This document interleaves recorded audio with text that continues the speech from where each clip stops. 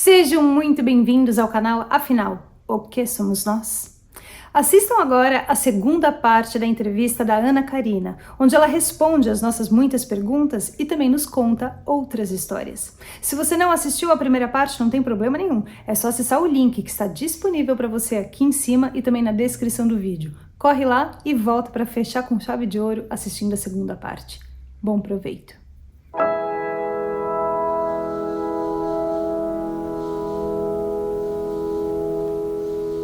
Você nem saberia dizer se ela era parte daquela luz que estava em volta de você.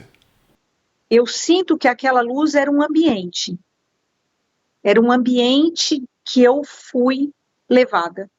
Que luz era essa? Branca, amarela, roxa? Branca. Uma coisa assim.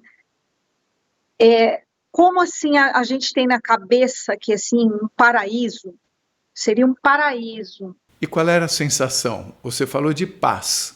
Alegria, Carlos, alegria. Pertencimento teve? Pertencimento, alegria. Eu notei que lá é o nosso verdadeiro lar.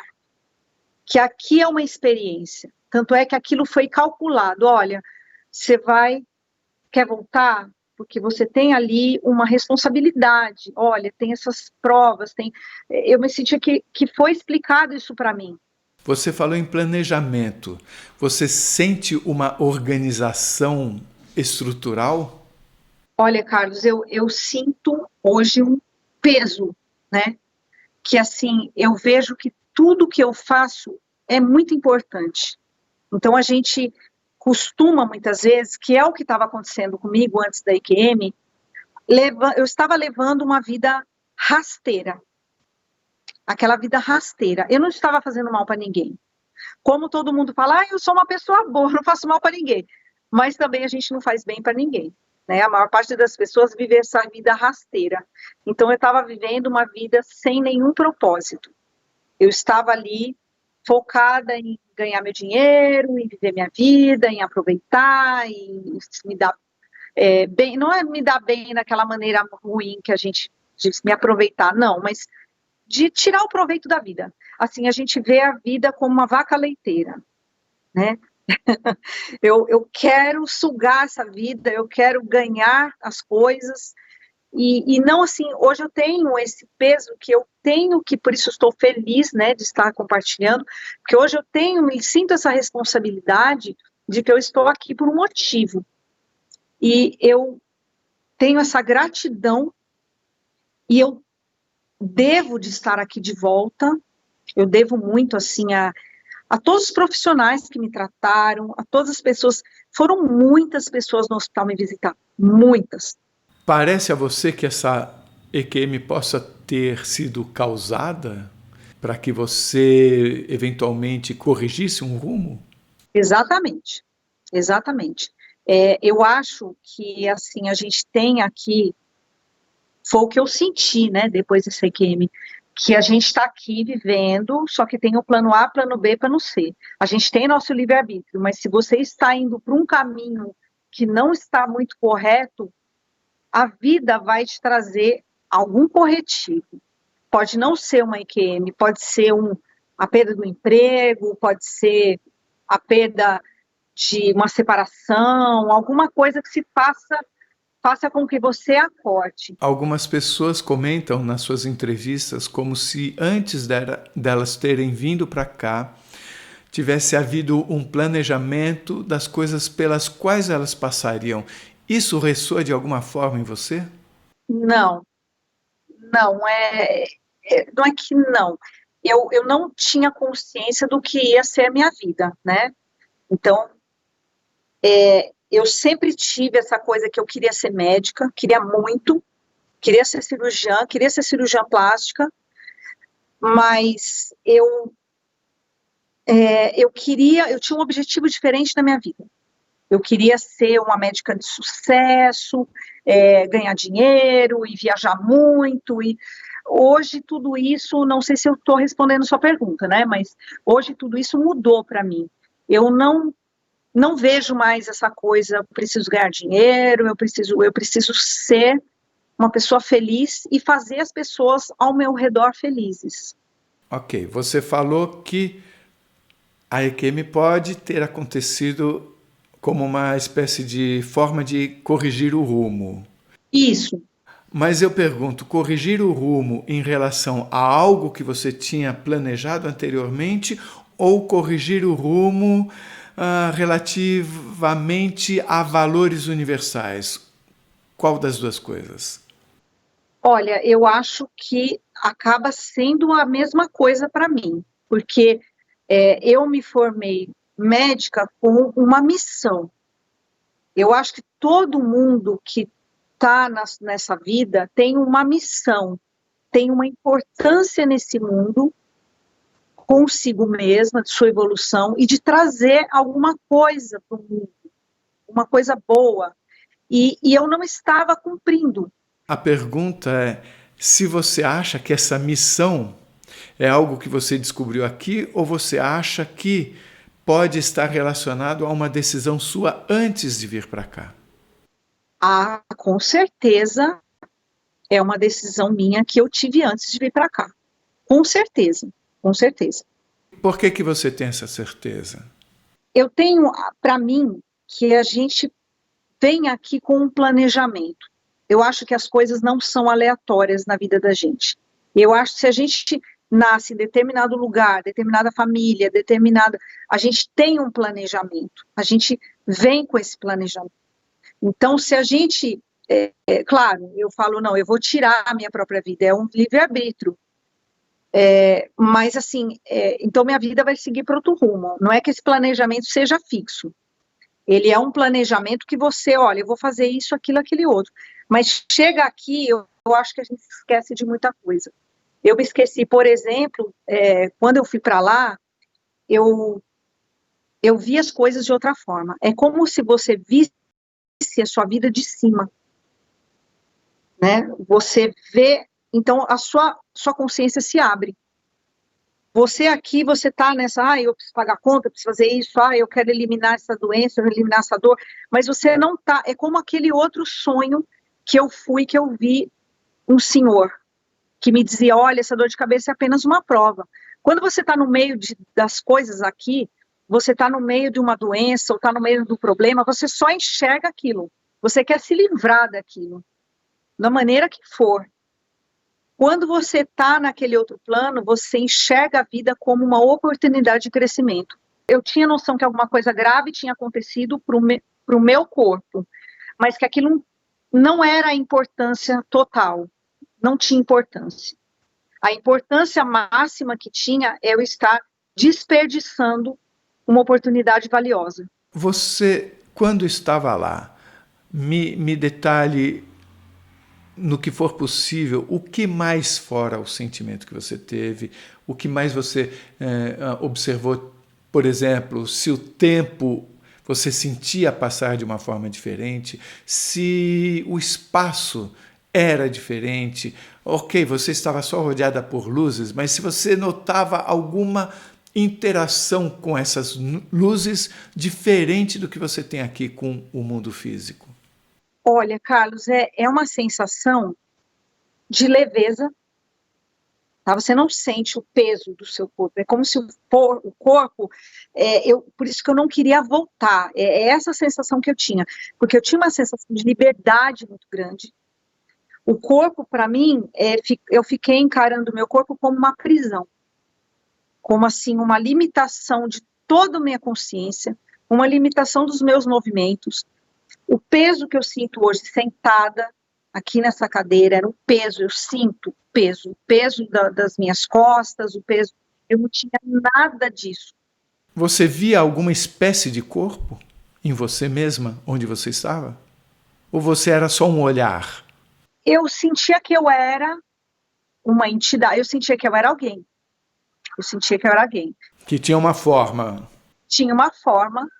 E eu estava conversando com uma pessoa que tinha uma forma que eu não lembro, que é borrado, eu não lembro. Mas você não olhou para a sua própria forma, então? Não olhei para a minha própria forma, mas eu sentia que eu era alguém ali, que não tinha nada diferente do que eu era. Porém, era um lugar de muita paz, é como se você estivesse levitando. E você sentia que o seu conhecimento era maior lá?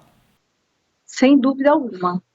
Que você sabia coisas sobre a existência do próprio universo que você não sabe aqui? A sensação que eu tinha, porque assim, eu devo ter tido uma conversa longa, que eu só me lembro esses flashes, mas assim, eu tinha a sensação de que eu estava em casa, que minha casa não era o planeta Terra. Seria outro planeta especificamente ou você não saberia dizer? Não era outro planeta. Eu estava na ambiência terrestre, como se eu tivesse pairando acima. Mas assim, eu olhava para as pessoas, assim, o que vinha na minha cabeça, aliás, desculpa, começou a me explanar e veio na minha cabeça, é verdade, eu me lembro que eu concordava, eu não posso deixar a minha família. Eu só me lembro de eu respondendo, eu não me lembro da voz dessa pessoa. Mas assim, o que trazia aquela conversa, aquela ambiência toda, é uma visão muito grande, que a nossa vida aqui é uma coisa muito pequena. Mas você não se lembra de nada dessa visão muito grande? Não, é a sensação que eu tinha. Tanto é que, assim, do acidente foi muito perguntado para mim, que houve um processo e tal, queriam saber, eu não me sentia, eu não poderia mentir sobre nada, eu não me lembro do acidente em si, de batendo em mim, de eu voando, eu não senti dor nenhuma no acidente, eu não senti dor nenhuma, e isso até me chamava atenção, porque eu atendi muitos pacientes, né, como cirurgia geral, vítima de acidente, de tiro, pessoas extremamente, né, vinha nervosa, gritando e tremendo e com frio, e eu não tinha nada disso. Eu estava ainda nessa ambiência que eu fui trazida para o meu corpo. Eu estava numa paz maravilhosa, feliz, feliz. Eu não queria ter voltado. A percepção do espaço foi diferente lá? Sim. Tipo, por exemplo, você tinha uma visão esférica, você enxergava em todas as direções ao mesmo tempo? Ou você olhava para alguma coisa, queria ver o que era aquilo e aquilo se aproximava de você? Algo desse tipo? Não. O que eu tive a sensação que o tempo parou. O que significa para você o tempo parar, visto que coisas continuavam acontecendo? Sim. É bem estranho, né? Porque parecia que o tempo é uma coisa muito relativa. Que, assim, congelou aquilo ali, e eu estava ali dando como se a gente desse uma pausa no vídeo.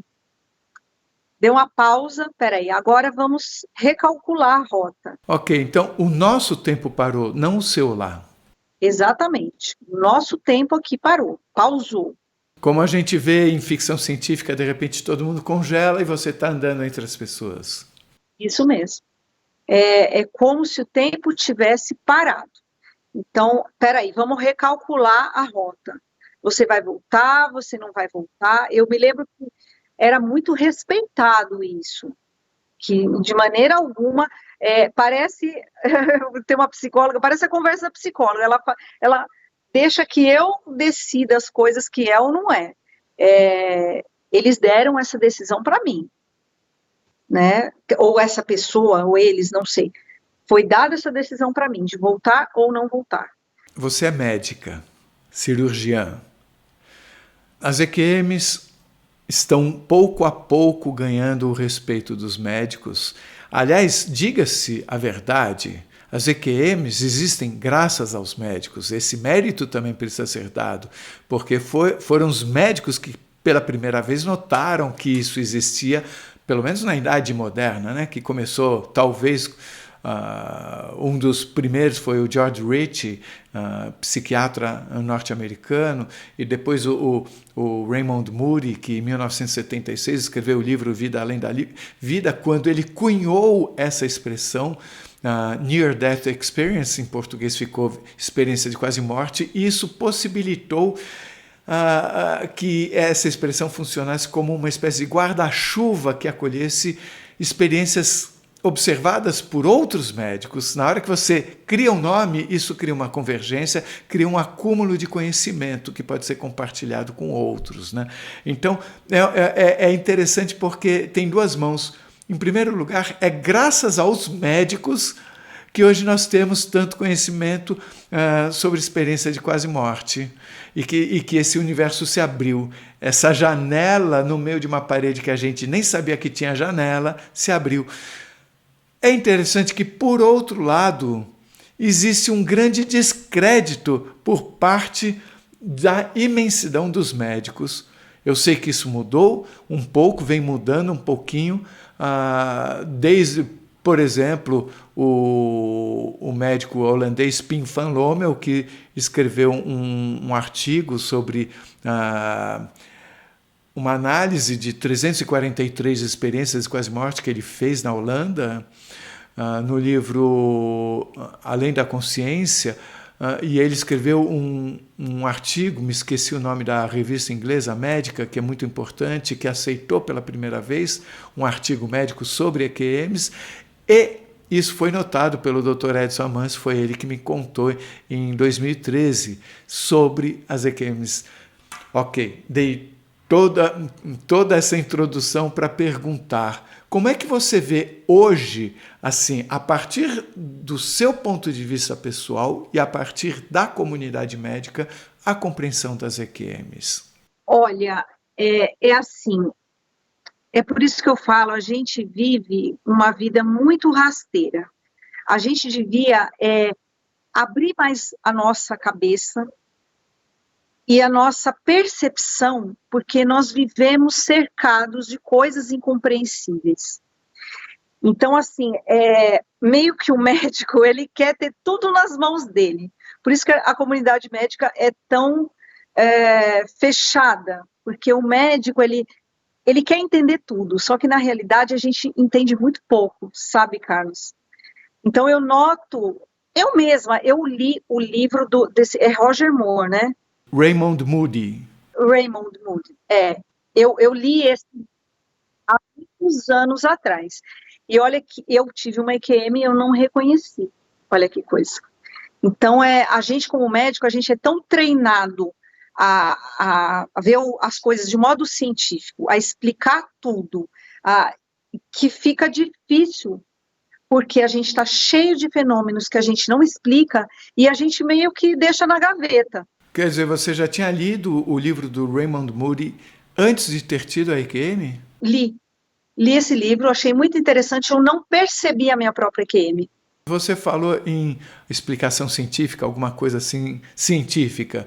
A gente tem que lembrar o seguinte, que quando a gente fala, por exemplo, eu como físico, uma explicação científica, ela se remete ao mundo material. Inclusive, algumas pessoas podem perguntar, mas o que a física tem a dizer sobre as EQMs? Resposta, nada. Por quê? Porque a física não se propõe a estudar coisas que não são observáveis no nosso mundo físico. Se a medicina também, então isso quer dizer o seguinte, que o ideal seria que tanto os físicos quanto os médicos reconhecessem essa incapacidade de falar algo a respeito.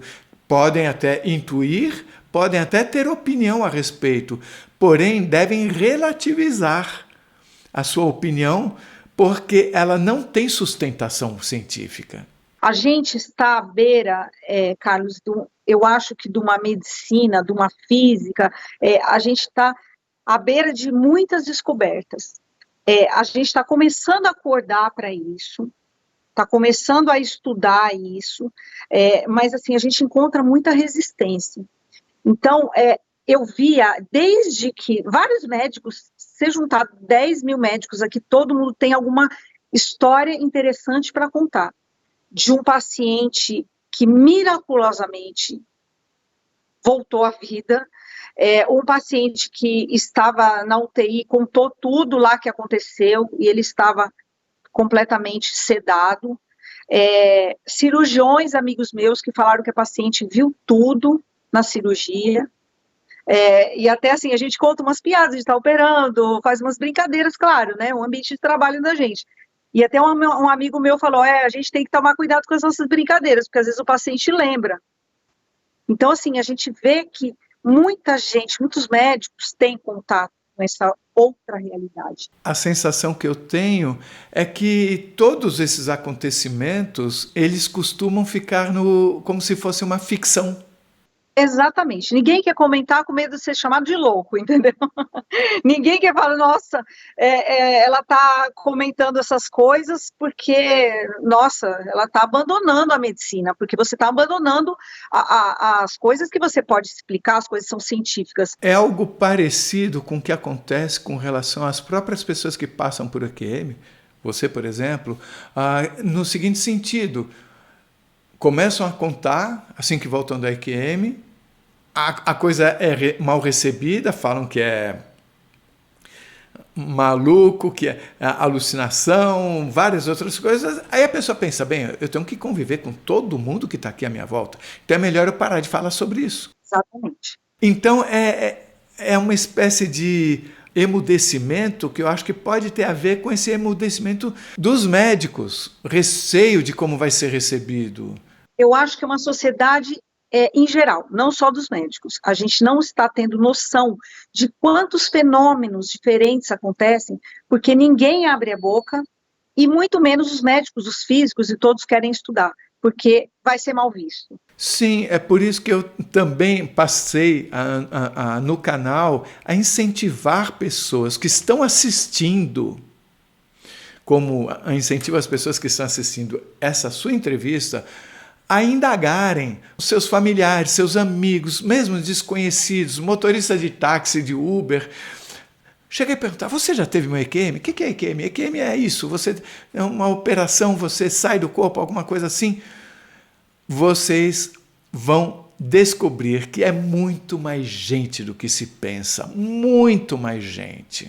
É comum, Carlos, é comum. Eu sinto que é necessário que a gente normalize isso para que isso seja integrado à nossa percepção do que é viver. Talvez a gente já tenha isso, todo mundo tenha isso normalmente, mas a gente está numa vida tão pagar contas, fazer isso, fazer aquilo, prescrever alguma coisa para o paciente, operar, a gente não presta atenção, a gente não está acostumado a ter essas percepções extrasensoriais. Então, como é que você, como médica, e tendo vivido a EQM, como é que você coloca a função do cérebro e a função da consciência? Olha, eu acho que eu sei que a gente subutiliza nosso cérebro. A gente subutiliza, né? E o cérebro é realmente muito desconhecido da gente. Nós sabemos onde estão as estruturas, nós sabemos, assim, mal e mal, olha, essa área da fala, essa área guarda emoções, mas como isso ocorre, os circuitos, como que essas emoções, a gente sabe o local da emoção, o local da memória, mas como isso funciona direito. Então, por isso que eu falo, meus amigos, quando eu levei o exame da minha mãe, o antes e depois, olha isso, meu Deus, o que todo médico fala, trocou o exame. E a consciência, onde está? Pois é, essa é a pergunta, né? A gente não fez ainda o link, né? A gente não uniu ainda essa coisa extrasensorial que a gente tem, essa consciência, essa percepção, essas intuições, onde isso se relaciona com o cérebro físico. A gente quer entender, só que a gente ainda está muito limitado a preconceitos. Por exemplo, eu estava discutindo isso até com a minha psicóloga. O Alzheimer, a gente quer entender o Alzheimer. Todos temem o Alzheimer, né? Ninguém quer ficar, né, dessa forma. E a medicina, ela procura num determinado local. A gente chama isso de viés. É a mesma coisa que você falar que quem tem um cigarro no bolso tem câncer de mama, câncer de pulmão. Não é o cigarro dentro do pacote de cigarro no bolso que dá câncer de pulmão. Na realidade, é o fumante. Então, a gente estava discutindo que o Alzheimer... a gente vê, né? O Alzheimer dá em pessoas que não estimulam o cérebro. O Alzheimer é ligado à deficiência de vitamínica. E nós estávamos discutindo, eu e ela, que eu noto que o Alzheimer, muitas vezes, pelo menos as pessoas que eu notei, meio que foi uma desconexão. A pessoa, os casos que eu vi, tá? Não sou neurologista nem nada, mas eu vi que a pessoa atravessou uma situação muito difícil na vida dela, que ela não sabia resolver as coisas, perderam o sentido para ela. E isso aconteceu com avós meus. Foi a situação que eles viram, morreu isso, morreu ele, aquele, a família começou a brigar, as coisas começaram a desmoronar e a pessoa simplesmente desconectou. A gente acha que é tudo muito físico. É a vitamina, e a consciência da pessoa? Você foi atropelada, você não estava consciente depois da batida, certo? Nada. Mas você continuava consciente. Você não estava consciente aqui, mas estava consciente lá. Então, você consegue dizer hoje que o cérebro é quem produz a consciência? Não. Eu acho que o nosso cérebro é o contrário. Eu acho que ele não dá conta da nossa consciência. Porque quando eu voltei, meio que meu cérebro não consegue processar tudo que eu passei. Eu não consigo, porque na realidade, isso falando como médica, né, a memória, é uma síntese proteica. É uma coisa mais ali, né, eu vejo que o nosso cérebro ainda é limitado.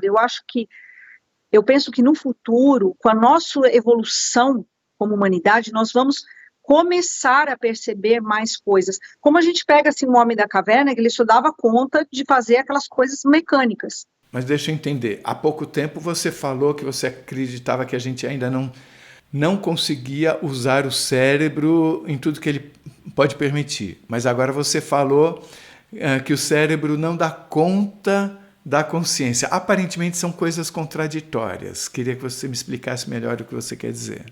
A consciência nossa, quando a gente sai do corpo, é muito grande.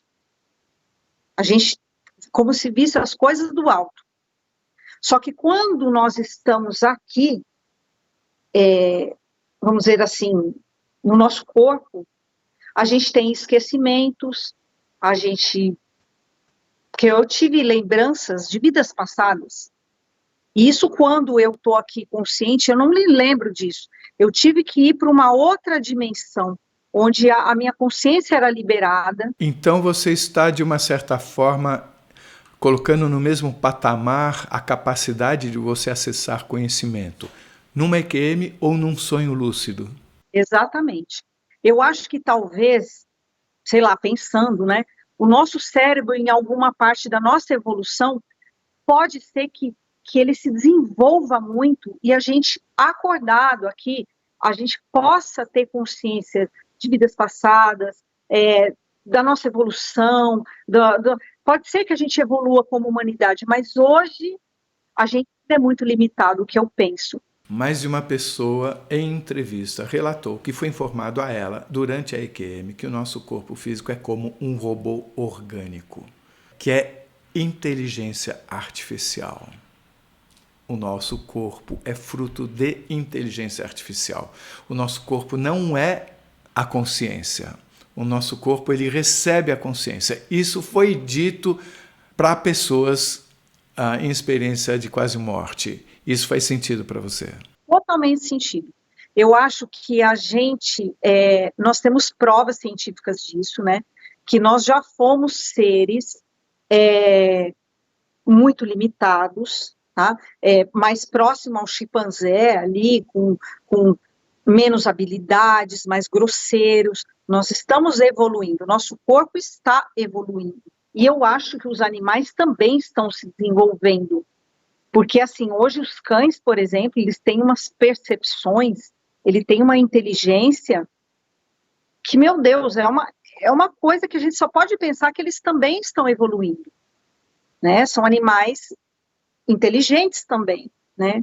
Então, eu acho que nós, como humanidade, e todo o nosso planeta está evoluindo. Você tem alguma premonição, alguma sensação do que está para acontecer, ou se é que está para acontecer alguma coisa na sua percepção para o planeta e para a humanidade? Olha, Carlos, eu noto... Bom, eu vou falar para você um sonho muito interessante que eu tive, tá? E não faz muito tempo, foi esse ano ainda. Eu sonhei, Estava um dia, assim, claro, era a luz do dia mesmo, lembro que era dia. E veio uma pessoa para mim e falou: nossa, você viu as naves espaciais? Eu falei: não. Eu falei: nossa, é só ligar qualquer TV, é só olhar no celular, tá todo mundo sabendo, tem todos os lados.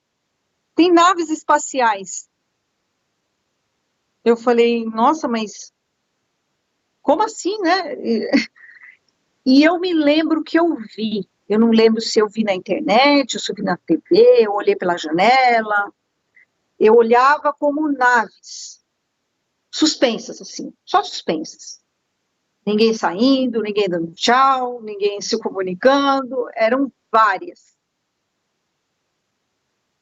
É o que eu te falei, eu diferencio o que é um sonho mesmo, desses sonhos diferentes, como se fossem intuitivos, alguma coisa, porque eu acordei, não é aquele sonho que se esfarela, é aquele sonho que você acorda, você tá com o coração acelerado, você tá vendo aquela imagem, eu vejo aquela imagem na minha frente ainda. O que você sentiu nesse sonho ao olhar para essas naves? Ah, eu não senti, eu falei, nossa, então eles já chegaram, que bom. Foi uma alegria muito grande, foi uma alegria, como se a gente tivesse sido retirado, fosse um divisor de águas para a nossa existência, assim. Olha, agora vocês vão adentrar em outra era. Olha, a era de sofrimento, não sei se acabou, mas era uma alegria como se tivesse acabado. Nossa, eles já chegaram, que bom. Durante a EQM, você se sentia parte de um todo? Olha, Carlos, é uma coisa que você sente um amor muito grande. Eu não sei se eu posso dizer que você é parte de um todo, mas acho que sim, que você é parte de um todo, que é muito mais do que isso que a gente tem aqui. É muito mais pagar conta, nós somos, na realidade, uma grande fraternidade, uma grande família, muitas pessoas se empenham que a gente se dê bem aqui, que a gente evolua aqui, tem muita gente trabalhando por nós, pelo que eu vi ali. Você trouxe de lá parte dessa percepção de estarmos todos conectados? Eu nunca mais fui a mesma, porque é o que eu te falei, eu tinha aquela vidinha rasteira, né, de ganhar dinheiro, de fazer cirurgia, de não sei o quê, eu nunca mais tive essa vida rasteira.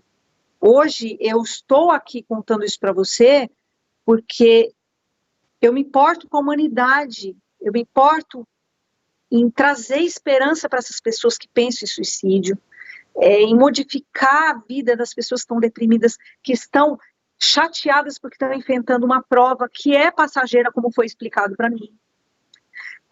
Que as dificuldades são passageiras, que na hora que a dificuldade deixa de ter um sentido, ela vai desaparecer. E a gente nota como médico isso, que as doenças pioram, daqui a pouco elas melhoram, daqui a pouco a pessoa tem... Então a gente chama isso de idiopático. A gente tem um nome muito bonitinho para isso, sabe? Quando a gente não entende, não sabe o que é fibromialgia? Idiopático. A minha mãe, ela reclama muito que a gente foi criado como católico e chegava uma certa hora que você perguntava alguma coisa difícil, falava mistério de Deus. E é isso que a gente tem. O idiopático é mistério de Deus. Ou seja, para muitos médicos, as EQM são idiopáticas. Pois é. É isso que fica para a gente simplesmente coloca por debaixo do tapete, Carlos, porque a gente não quer assumir a nossa, não diria incompetência, mas poderia ser a nossa incompetência em traduzir tudo isso. O médico, ele tem uma vaidade muito grande, que eu acho feio, de achar que ele é Deus. Então, as coisas que a gente não entende, a gente joga por baixo do tapete. Opa! Pessoal, nós vamos apresentar agora um adendo à entrevista da Ana Karina. O que acontece? Depois de feita a entrevista, ela me contou uma coisa que aconteceu também e que ela não havia nos contado antes. Eu falei, isso precisa estar na entrevista. E por isso que nós estamos aqui. Ana Karina, muito obrigado por estarmos de volta aqui. Por favor, nos conte tudo o que deve ser contado. Na realidade, o que aconteceu, você fez um grande favor para mim, de me apresentar a Mary, que ela tem um caso, né, vários casos de abdução, tudo, e eu fiquei, assim, muito, né, feliz de conhecer a Mary, de ver um caso, assim, eu sempre achei muito legal a ufologia, sempre acreditei, sempre, em vida fora da Terra, porque é impossível que a gente esteja sozinho, nunca acreditei nisso. Mas, enfim, eu nunca tinha visto, né, nunca tinha visto ETs, nunca tinha tido nenhum contato, nada sobrenatural, além da minha EQM. Então, eu conversei com a Mary, e eu falei, nossa, Mary, né, porque ela falou, olha, eu tive um ovo cego, uma gravidez. Eu falei, pois é, eu também tive. Ela falou, nossa, mas isso é raro, né? Eu falei, é muito raro, mas eu tive. Aí eu falei, nossa, Mary, o que você tem que eu não tenho? Que nunca os ETs se interessaram por mim. Aí ela falou, mas como que você sabe que você nunca foi, nunca teve contato? E eu falei, eu acho que eu lembraria. Ela falou, não, muitas vezes você não se recorda. Ok. E aí ela me falou de umas marcas que ela tinha nos pés e que tinha falado para algumas pessoas, essas marcas eram de pessoas abduzidas. Eu, curiosa, eu fui procurar na internet, né, tal, olhando, pensando, né, na conversa que a gente teve, e aí eu vi sinais de pessoas abduzidas. Aí um sinal que era bastante comum eram as mulheres terem fetos removidos, que era um dos contatos, né, possíveis de abdução, marcas no corpo, algumas coisas. E, meu Deus, assim, caiu em cima de mim aquilo. Eu falei, meu Deus, espera aí. Mas eu tive uma gravidez que ficou muito mal explicada. Muito mal explicada. E os médicos não entenderam, eu não entendi, e ficou por isso mesmo. E eu comecei a imaginar, eu falei, será que foi? Essa gravidez foi o seguinte, eu tive uma gravidez em 2012.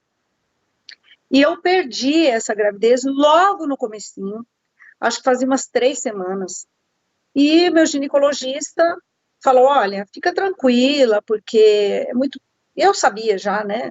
É muito frequente, com erros genéticos, as mulheres perderem a gravidez no início, e nós não vamos nem investigar, porque... Ele falou, você quer que investigue os restos fetais? Porque eu fiz uma curetagem. Eu falei, não, você fala que tudo bem, que não deve ser nada de grave. Ele falou, não, isso aí foi um caso, você já se engravida de novo, não precisa nem investigar, fazer o cariótipo genético da criança. Tudo bem. Aí, realmente, deu uns 4 meses, eu engravidei novamente, e dessa vez foi totalmente diferente, porque fui fazer o primeiro ultrassom, estava o feto bem formadinho, tinha batimento cardíaco, estava tudo certinho, e ele falou para mim, olha, agora não se preocupe mais, porque esse feto deu certo, está tudo bem com a gravidez, vamos seguindo, e vamos pedir quando já der uns 4 meses, para a gente fazer um morfológico, ver o sexo do bebê, enfim, essas coisas todas. E seguir a vida, né, tudo tranquilo.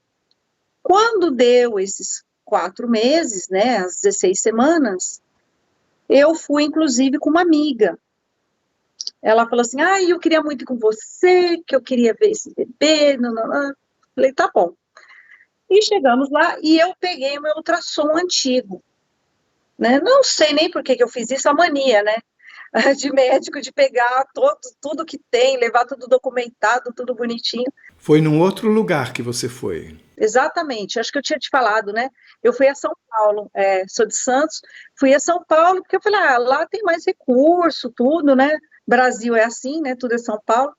E eu levei meu exame antigo e fui para lá.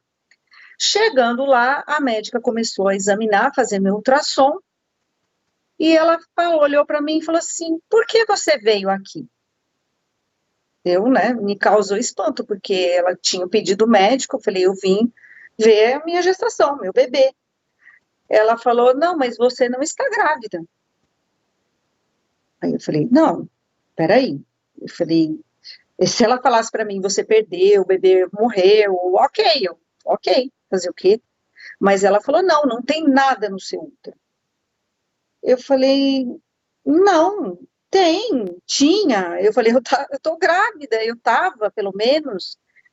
Ela, não, não tem nada aqui. E começou, assim, infelizmente, né, uma médica pouco instruída, né, porque a gente tem que ter um pouco de delicadeza com as pessoas, né, e ela meio que me tratou como uma doida, né, não, isso aí é gravidez psicológica, você não tem nada. Eu falei, escuta, eu trouxe o meu ultrassom. Aí eu fui lá buscar, estava no meu carro, trouxe o ultrassom, falei, olha, tinha batimento cardíaco. Tinha batimento cardíaco. Então, por mais que o ultrassonografista tenha errado no diagnóstico dele, batimento cardíaco é uma coisa que você registra, tá ali. Aí ela olhou, tinha batimento cardíaco. Ela falou, olha, eu não sei o que aconteceu. Aí eu falei, meu Deus, mas não tem nada no meu útero? Ela falou, não, não tem nada. E eu fiquei perdida, né? Não sabia o que fazer. E eu falei para minha amiga, falei, será que ela saiu, a médica? Eu falei, será que eu espero o laudo do ultrassom? O que eu faço aqui? Minha amiga, olha, vamos embora.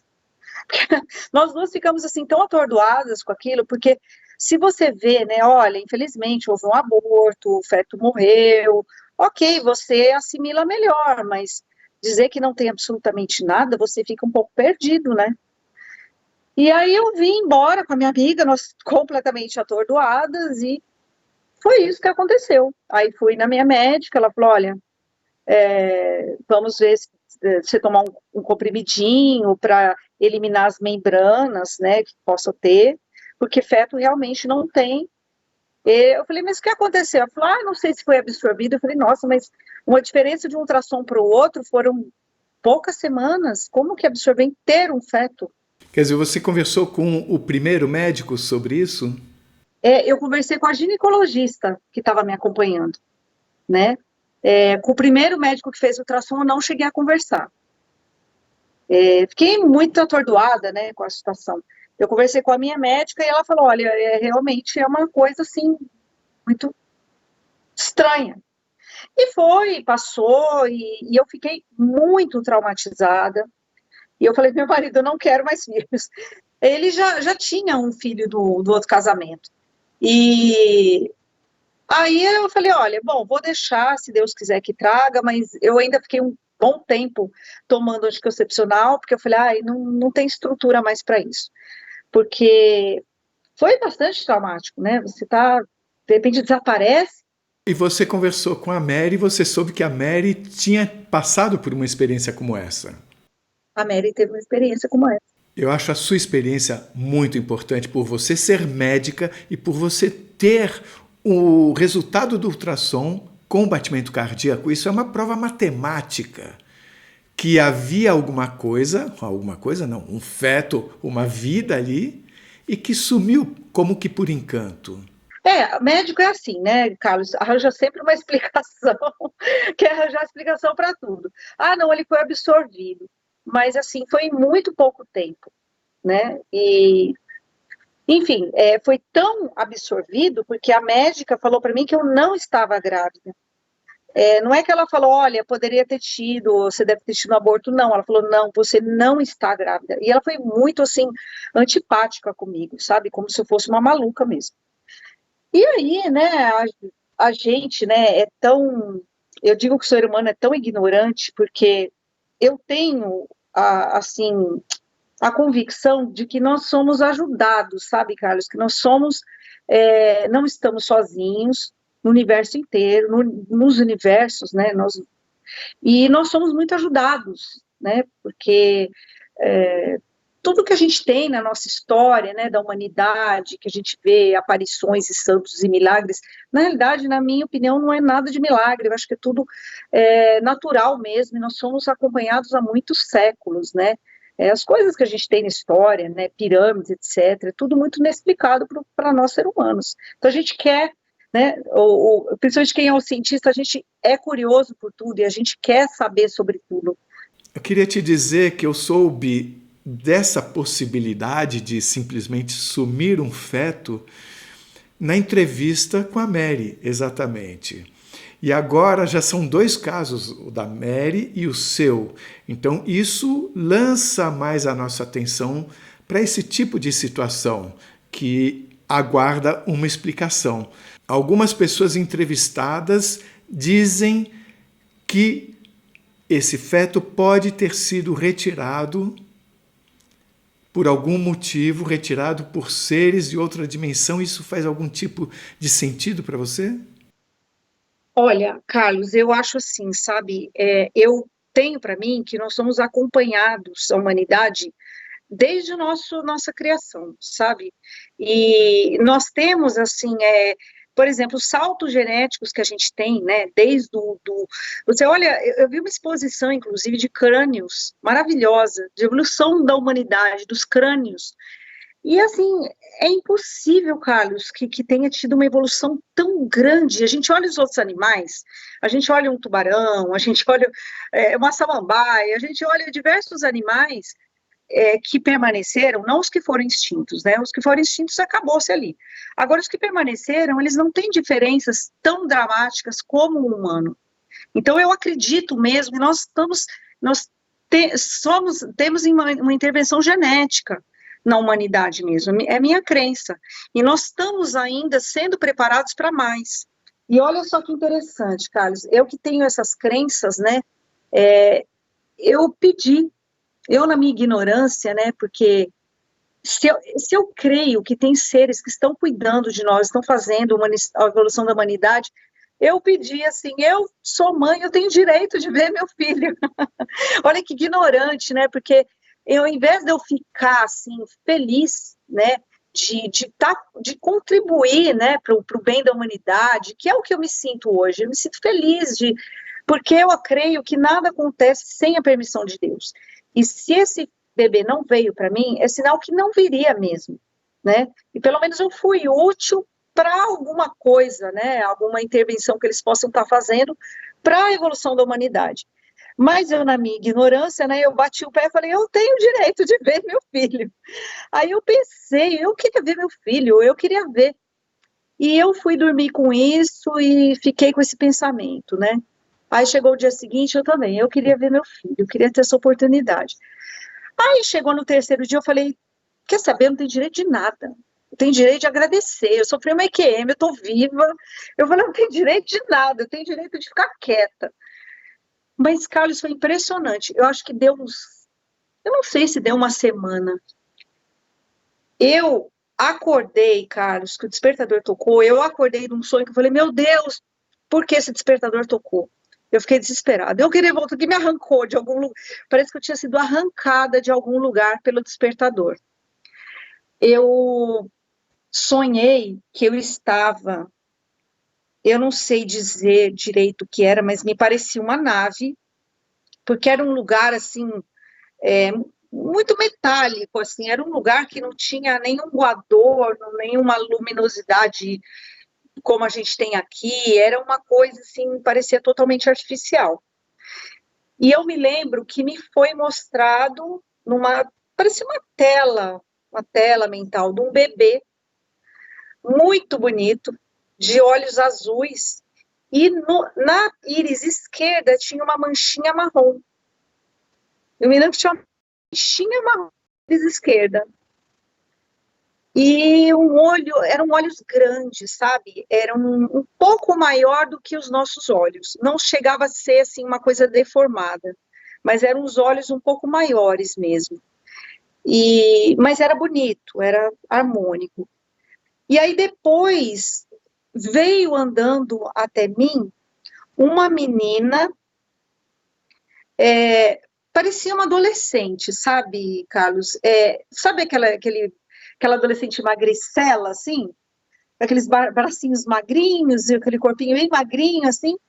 E a cabeça dela, não sei se seria um pouquinho maior que a nossa, mas coisa ligeira. E os olhos, eu me lembro de olhos bem grandes, assim, expressivos.